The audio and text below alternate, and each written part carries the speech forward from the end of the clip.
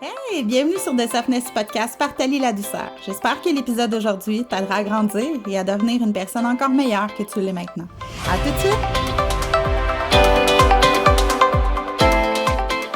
Salut tout le monde, j'espère que vous allez bien. Aujourd'hui, j'ai envie de vous parler d'un sujet qui m'affecte personnellement et que je crois qui affecte énormément de gens et dont on ne parle pas assez souvent, et j'ai nommé la dépendance affective. En fait, c'est quoi la dépendance affective? Ce n'est pas simplement OK, ça va pas bien dans mon couple ou je ne peux pas rester tout seul, j'ai absolument besoin d'être en couple. Oui, mais non. Ça va beaucoup plus loin que ça. Et en fait, ce que c'est un besoin d'approbation par des personnes, proches ou non, extérieur à toi. Donc, c'est comme d'être incapable de... tu sais, les gens qui ont de la difficulté à prendre des décisions, qui ont besoin d'avoir 450 conseils, oui, ça part à quelque part d'un manque de confiance en soi, mais ça peut partir de beaucoup plus loin que ça.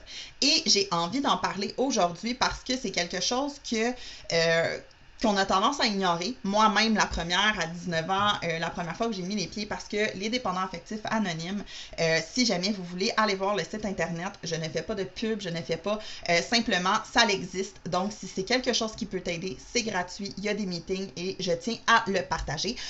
Par contre, moi, ce que je voulais partager, c'est vraiment mon histoire. Donc, par rapport à ça, à 19 ans, je suis rentrée dans un meeting en sachant absolument pas où je m'en allais. Je suis allée là avec une amie qui m'avait dit que ça l'avait vraiment aidé. Et je me disais, pourquoi pas essayer, étant donné que les thérapies au privé, ça coûte extrêmement cher. Et au public, c'est inatteignable. On va se le dire au Québec. Le système de santé est engorgé. C'est vraiment difficile. C'est gratuit, mais il faut attendre. Et je n'avais pas nécessairement le goût d'attendre. J'étais prête à changer maintenant, mais je n'avais pas les options qui s'offraient à moi. J'avais l'impression de tourner en rond, de courir après sa queue, comme on dit. Donc, j'étais vraiment pris là-dedans. Et quand je suis rentrée dans le meeting, premièrement, je me sentais comme si je n'avais pas ma place là, comme si j'étais imposteur, comme si ça n'avait pas rapport, j'étais pas comme ça, j'étais pas dépendante affective, je venais juste de sortir d'une relation extrêmement toxique, mais moi, j'avais pas de problème de dépendance affective dans la vie, voyons. Et quand ils ont nommé certaines des caractéristiques que j'ai le goût de te nommer aujourd'hui, parce que c'est les caractéristiques que moi, j'ai surlignées, qui venaient le plus me toucher et que jamais j'avais vu comme nécessairement un problème de dépendance affective. En fait, je le voyais vraiment comme un problème de confiance en moi et je ne comprenais pas de où ça venait. Et j'ai envie de vous le partager aujourd'hui parce que je le sais que moi, je ne savais pas où aller chercher et qu'il y a probablement d'autres gens qui écoutent mon podcast aujourd'hui qui se disent « Ouais, mais... » attends une minute, tu sais, peut-être que ça me parle. Donc, si jamais ça te parle, honnêtement, je te conseille très, très fortement d'aller voir le site des dépendants affectifs anonymes. J'espère de tout mon cœur que ça existe encore. Malheureusement, ça fait beaucoup trop d'années que j'ai pas été faire un petit tour dans une salle de meeting.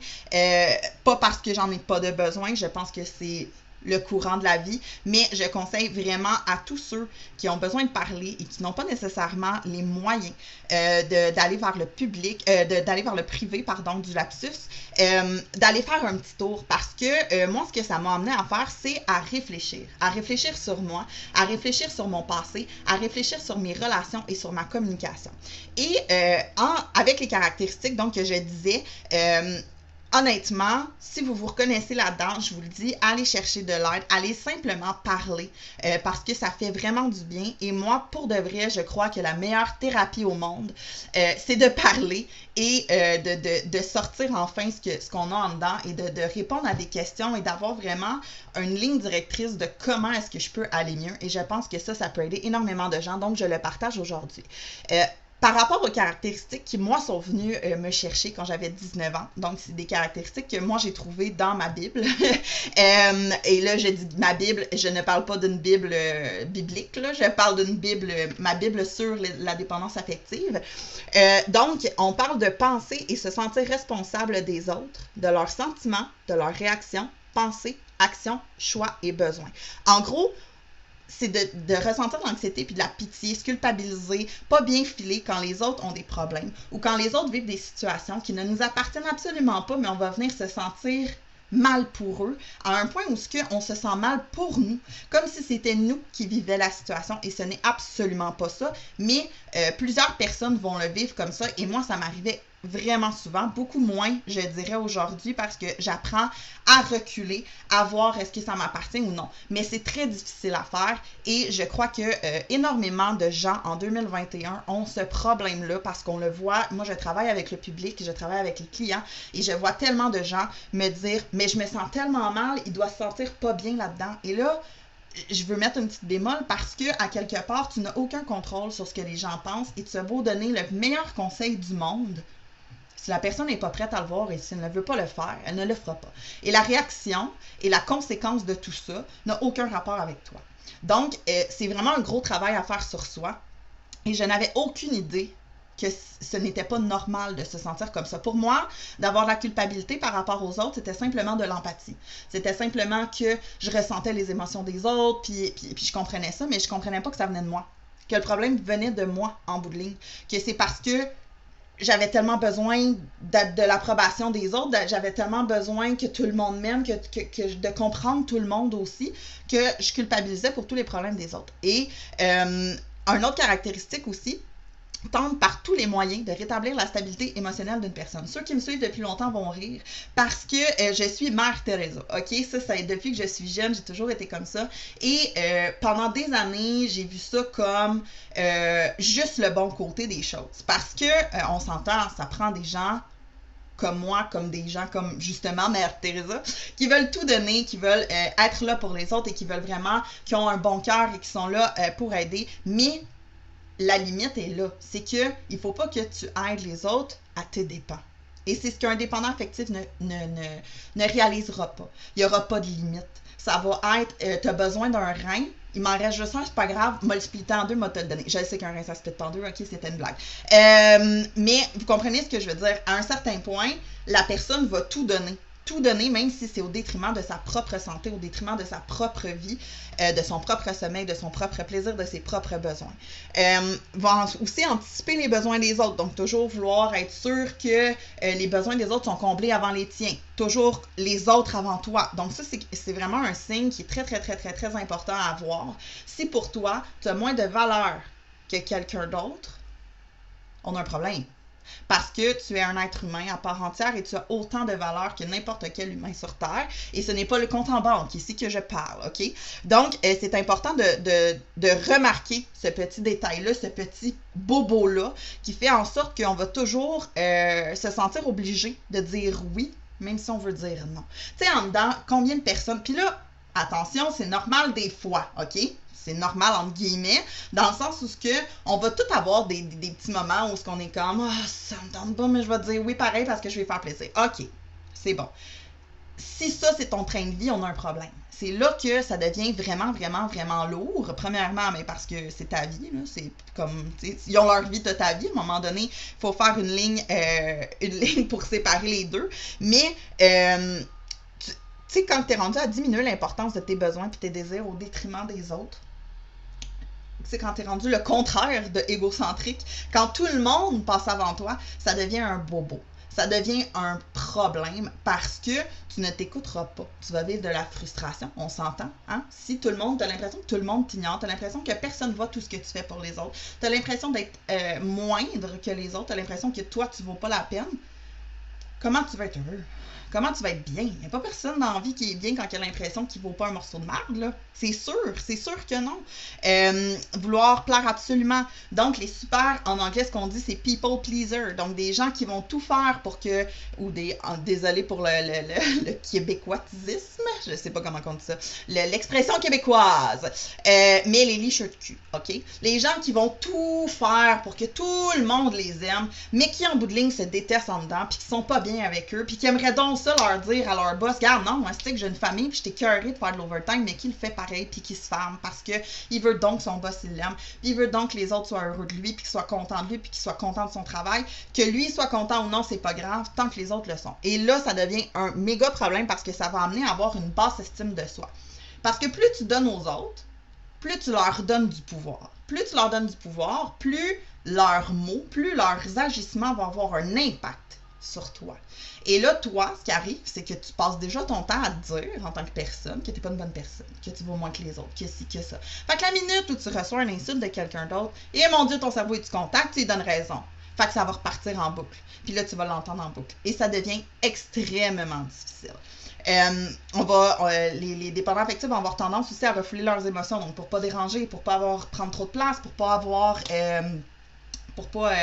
trop d'attention non plus, parce que oui, on s'entend, il y a des gens qui aiment l'attention, puis ça c'est correct, mais en général, l'attention qu'on a, c'est lorsque c'est des accomplissements. Donc, la bonne attention, c'est super. La mauvaise attention, c'est vraiment mauvais. Donc, on ne veut pas montrer qu'on est vulnérable ici, là. Tu sais, il faut pas, là. Hey, être vulnérable, ça voudrait dire que je suis humain. Je peux pas, là. Je peux pas. Donc, les gens qui ont de la dépendance affective vont avoir tendance à avoir des obsessions, à centrer leurs énergies sur les autres plutôt que la leur, à vouloir contrôler les gens et les événements qui les entourent par peur de décevoir, par peur de ne pas pouvoir répondre aux besoins des gens autour d'eux, par peur du changement également, parce que le changement, ben, on n'a pas le contrôle là-dessus. Donc, c'est beaucoup de choses à gérer. Ils ont tendance à tomber dans les dénis des situations. Ah, c'est pas grave, ça va passer. Ah, c'est pas grave. Moi, ça m'est arrivé à moi. Ah, c'est pas grave, ça t'est arrivé à toi. Oh mon Dieu, la fin du monde vient d'arriver. Donc, on va avoir l'impression que tout ce qui nous arrive à nous est grave, mais pas tant que ça. Pas tant que le voisin, il y a quelque chose qui se passe chez eux, puis que tu peux tout gérer ce qui se passe là-bas et mettre toute ton attention, tout ton focus sur les problèmes de quelqu'un d'autre, sur ce qui se passe dans la vie des autres, au lieu de se centrer sur ce qui se passe en dedans de nous autres, puis ce qui se passe dans notre vie à nous, puis ce qui fait en sorte que peut-être que tu cours après ta queue présentement. Donc, tomber dans l'excès également, c'est des gens... à un moment donné, j'ai fait je sais pas comment que je peux appeler ça, je sais même plus comment ils appelaient ça, mais c'était une fin de semaine de thérapie. On appelle ça un intensif, c'est vrai. Donc, j'ai fait un intensif. Et ce que c'est un intensif, en fait, c'est 3 jours dans là, nous, c'était un ancien couvent. Et ce qu'on est allé faire là, en fait, c'est vraiment 3 jours où tu es centré sur ta personne. 3 jours où tu fais des ateliers, où tu vas vraiment partager, où tu vas répondre à des choses qui viennent en dedans. Et... ce qui est arrivé, en fait, c'est que y a quelqu'un qui me dit la dépendance affective, c'est la mère de toutes les dépendances. Et ça a été extrêmement long avant que je m'en rende compte, tellement que, effectivement, je suis tombée dans la dépendance. La dépendance à l'alcool, la dépendance à la nourriture. Jamais aux dépenses, parce que je suis dans l'inverse. Je suis quelqu'un qui est je tiens à mon argent vraiment beaucoup. Je suis un peu gratienne. Mais, tu sais, au niveau de la sexualité et du sommeil, on tombe dans l'excès de tout parce qu'on a l'impression de jamais combler ses besoins. Et c'est un fait, parce qu'on met les besoins des autres en priorité. On ne peut pas combler nos besoins si on passe notre temps à mettre les autres en avant. C'est impossible. À un moment donné, chaque être humain a 24 heures dans une journée. Hein? Les journées ne sont pas plus longues pour ton voisin. Donc, si tu passes 20 heures sur 24 à t'occuper des autres, t'en restes 4 pour toi. Ça ne fonctionne pas. Et tu ne peux pas régler tout ce que tu as de besoin de faire pour toi. Donc, ça crée encore là une frustration et ça crée un besoin de liberté, un besoin de plaisir. Et ton corps en a de besoin, que ce soit au niveau de j'aime ça aller m'entraîner, prendre une marche, ça me donne un sentiment de satisfaction. Ben, il y a des gens qui se disent j'ai pas jogué de la semaine, fait que je vais aller me claquer un 4 heures. Ça n'a pas de bon sens. Ça n'a pas de bon sens. Mais on tombe dans l'excès. On peut se mettre aussi à se mentir et se croire. Donc, se dire que les choses ne se sont pas passées de cette façon-là pour se rassurer, pour essayer d'apaiser un peu ce sentiment de mal-être-là en dedans, ce sentiment justement de vide carrément. Ils vont avoir de la difficulté à voir et à communiquer les situations. Donc, souvent, ça va être des gens qui vont voir la situation soit plus grosse qu'elle est, si c'est pour quelqu'un d'autre, ou plus petite qu'elle est, si c'est pour eux. Parfois aussi, ils vont tomber dans l'excès par rapport à eux. Donc, après avoir tellement diminué ses propres besoins, on tombe dans une espèce de carence de besoins, si on veut. Hein? Ça va pas bien, là. Ça va pas bien. Puis là, qu'est-ce qui arrive si on manque de sommeil, on manque de nourriture, si tu négliges ton côté ton côté physique, ben le mental, il prend une claque. Puis étant donné que souvent les dépendants affectifs ont déjà de la difficulté au niveau, on s'entend, ils sont pas nécessairement heureux si tu passes constamment les autres. Oui, tu vas aller chercher un certain bonheur éphémère, mais il va s'en aller. Il va s'en aller parce que c'est pas un besoin que tu remplis. C'est juste, ça te prend une confirmation que tout va bien. c'est juste ça, parce que cette confirmation-là, tu n'es pas capable de te la donner. Dans les meetings, ils appellent ça une puissance supérieure. Tu peux appeler ça. Moi c'est l'univers, OK? Moi, je crois, je ne suis pas croyante nécessairement, mais tu sais, que tu sois je sais même pas comment on dit ça maintenant, catholique ou bouddhiste, ou que tu sois dans n'importe quelle religion, on a tous une certaine croyance, on a tous, tu sais, que même que tu crois à la science, que tu crois à ce que tu veux, tu crois en quelque chose, right? Puis, moi, je crois en l'énergie, qui est aussi une science, donc, moi, je parlais souvent de l'univers. Donc, ce que tu pitches dans l'univers, tu lâches prise. À un certain point, tu n'as pas le contrôle sur tout. Et moi, honnêtement, la meilleure chose que je peux vous dire par rapport à la dépendance affective, c'est que c'est pas une maladie. OK? C'est pas une maladie. C'est juste une mauvaise connexion. OK? Moi, souvent, c'est ce que j'aime dire. C'est des mauvaises... Tu sais, quand on dit des pensées limitantes, souvent, vous allez entendre ça par rapport au développement personnel et tout. Moi, je crois que c'est des mauvaises connexions, des mauvaises perceptions, en fait. La communication pour l'être humain est extrêmement difficile. Non seulement il y a plusieurs langues, il y a plusieurs slangs, hein? Il y a plusieurs langues mixées ensemble. Le québécois, on s'entend-tu que c'est pas une langue en tant que telle, mais... les gens savent ce que c'est un gros slang différent, que ce soit en anglais, un anglais de l'Angleterre, un anglais de Floride, ça sera pas le même anglais. La communication est difficile, et là, en plus de ça, on amène le bagage. On amène, moi, ma mère, elle utilisait tel mot pour ça, des cotères qui sont, en fait, des trottoirs. Si je me trompe pas, c'est en Gaspésie. Je m'excuse ceux qui viennent de Saguenay si je me trompe, là, j'ai bien de la misère avec ces endroits-là. Mais, donc, on a toutes des expressions, la chienne à Jacques, puis des choses comme ça. Si t'arrives en disant la chienne à Jacques en France, ça se peut qu'ils te regardent puis qu'ils fassent comme la chienne à qui? Ils comprendront rien. Ben, en plus de ça, on amène tout le bagage émotionnel, tout le bagage de compréhension, tout le bagage de mauvaise compréhension aussi. Et là, ça devient plus difficile. Parce que la dépendance affective, elle vient de situations, ou de trauma, si on veut en anglais, qu'on a vécu, puis qu'on a eu, ou qu'on a eu connaissance, puis la personne a fait un lien qui était pas bon. Ce que je veux dire, exemple, un enfant à qui on dit d'arrêter de pleurer.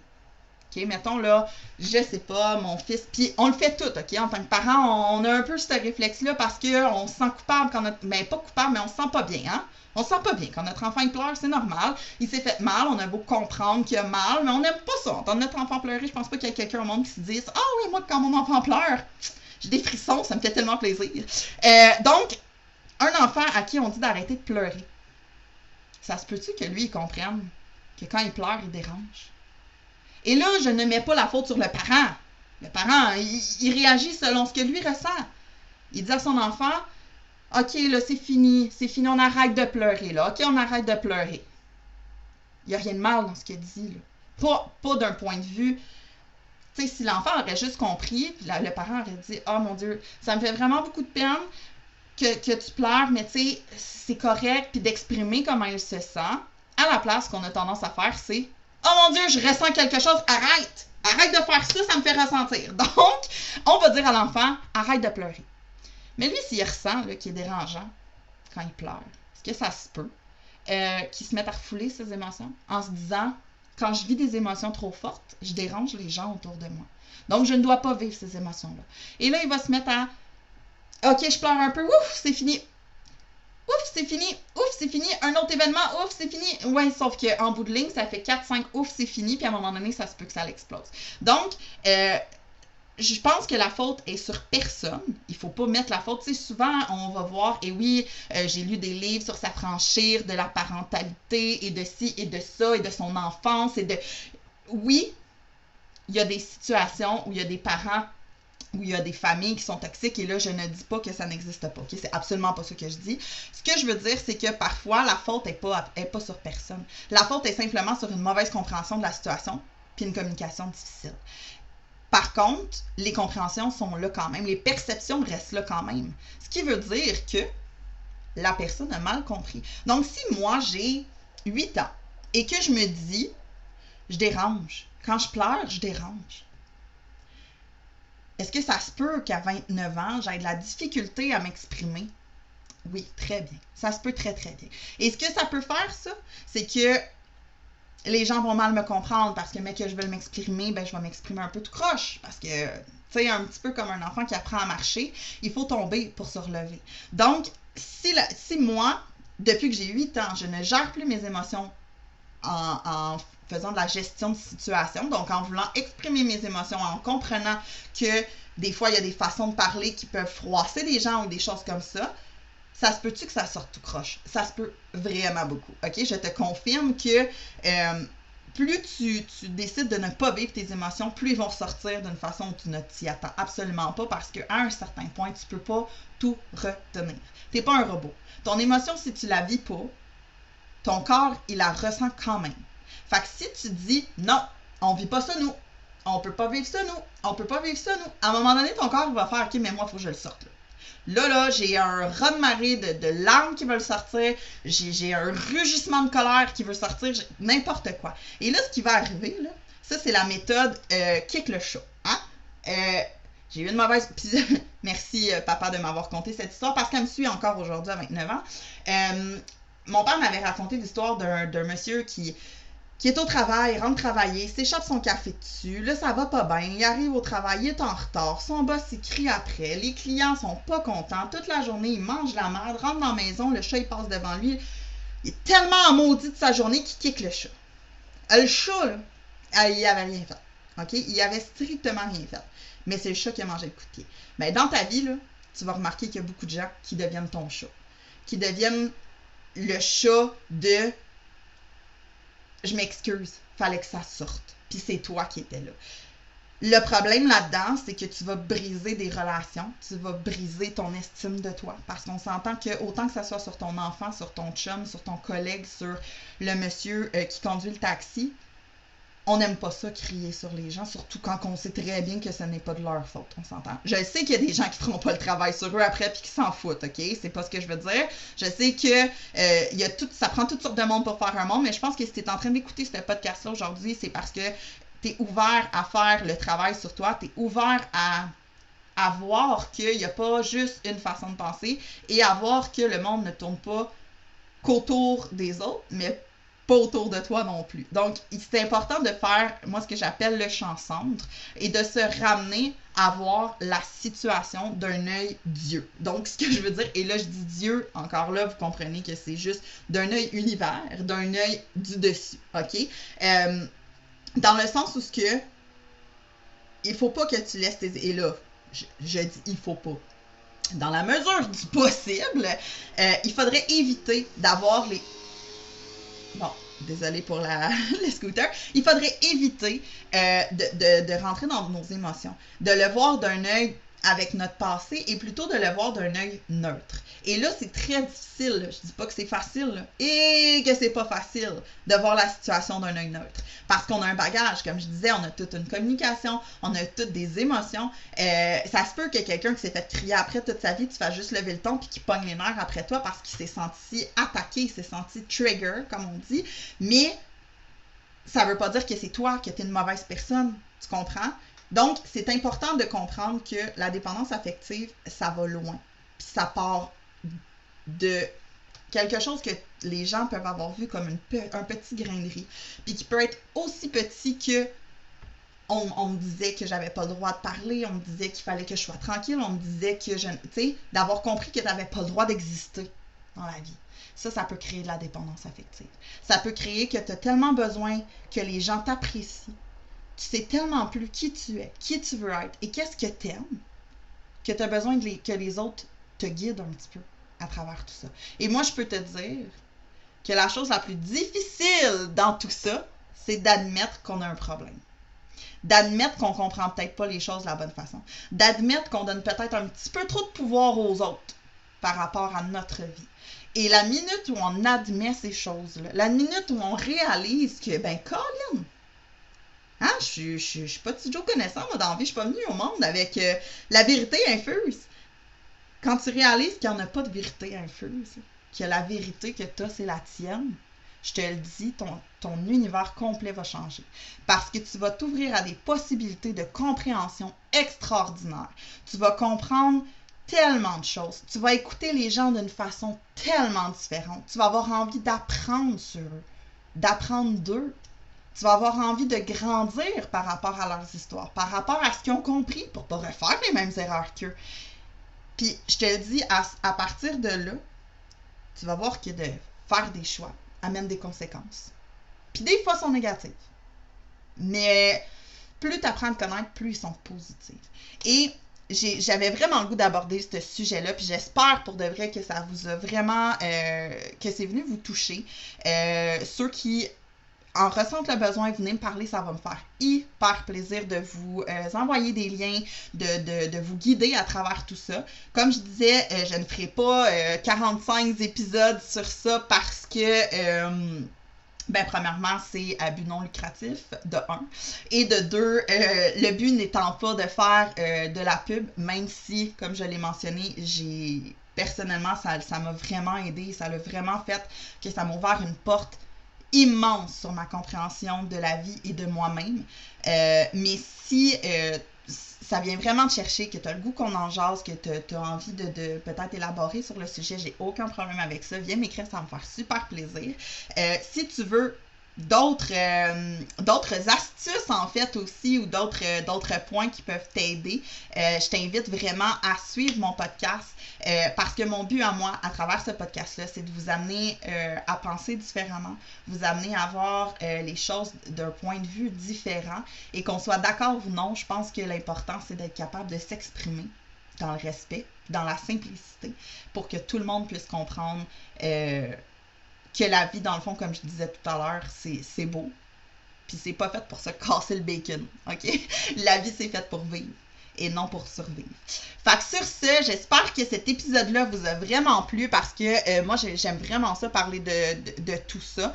Ça me ramène vraiment en arrière, mais en même temps, je trouve que c'est un retour en arrière nécessaire parce que je pense que c'est la base de réaliser que certains de nos comportements ne sont pas nécessairement adaptés au mode de vie qu'on veut avoir ou aux résultats qu'on veut avoir. Donc, si on veut des résultats différents, il faut appliquer des méthodes différentes. Fait que sur ce, on se reparle bientôt. Bye!